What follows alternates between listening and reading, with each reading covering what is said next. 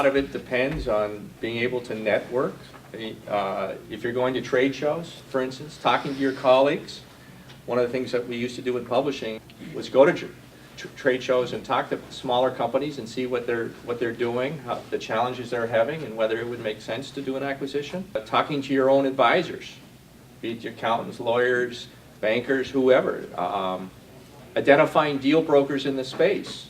Again, I go back to my publishing area, there were specific advisory firms that dealt strictly in publishing, and they would buy and sell all the time. And so whether you put them on retainer or it's a one-time transaction, you say, you know, I'm interested in growing. If something comes along in this space, let me know. So those, I think, are two opportunities. Network at trade shows and go to your advisors. We're not big believers in using investment bankers and advisors to help find acquisitions. I mean, and not that they don't perform a useful function, but we found it most effective to just go direct. And by direct, I mean doing our homework, going to trade shows, being involved in trade organizations.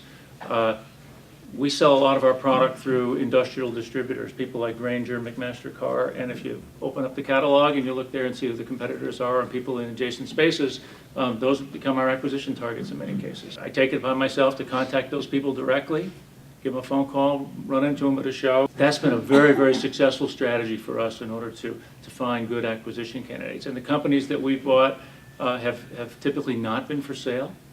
The companies we've bought are not represented by a broker, so there's not an auction process going on. So I think from a pricing standpoint, it's been advantageous to us.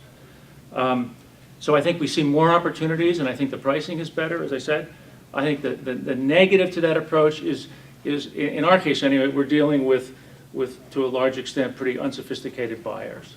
And so there are times when an investment banker plays a pretty keen role in helping make the process happen and make the deal happen, and we typically don't see that we never see that on the other side of the negotiating table, and so it can be a real long, hard, drawn-out process in order to close. But when it does, it works well for us.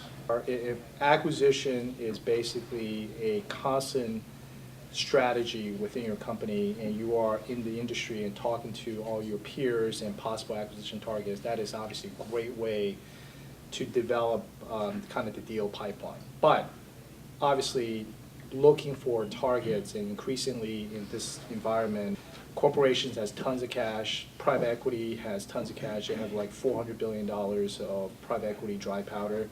If you leverage that up 5 times, do the math, that's $2 trillion of buying power in private equity. So buyers are increasingly far more sophisticated. The internet has provided obviously a great venue in terms of listing deals and getting exposure. So I think what we have found, acquisitions buy side is not for all the companies because it takes a lot of commitment. When we get approached, basically the first 2 questions I ask is, you have 2 years from beginning to end, and you need to spend money every single month on a retainer for your bankers to be looking for acquisitions. If you're not signed up for that program, then you're really not that serious about acquisitions.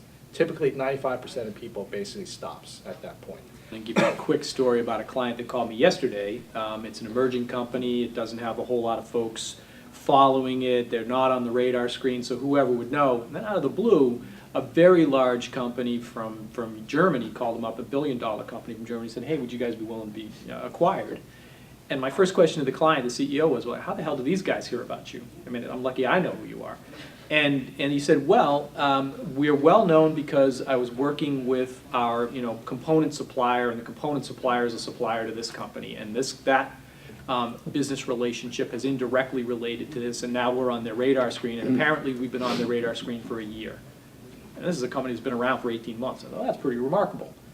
My point in all of that is, well, that's serendipitous for this guy, but that's actually what happens. I mean, you just never know who you're talking to, and that's actually a good thing, but it's also a bad thing. So as you have your conversations out there in business, whether it's, you're just talking about a supply contract, distribution arrangement, or whatever the heck it happens to be, it's an opportunity to basically market your company, either for an investment or sale or a purchase, depending on how it goes, but it's also an opportunity to let a trade secret slip. So I'm the resident wet blanket on the panel. So just be careful what you're telling folks. If it's not under an NDA, they can use it. They can throw it in the briefcase and go, oh, awesome. Now I know what they need, and now I know how I can screw up an M&A negotiation 6 months from now. Just be careful. Good companies attract candidates in those venues, and they're more likely to be approached by companies interested in selling as well. And the reason they do that is because they know that they have a track record of being successful, they know how to mitigate risk, and chances are they'll pay good dollar for that potential acquisition because they know that good companies can take that enterprise and move it ahead with all the synergies and all the experience they have.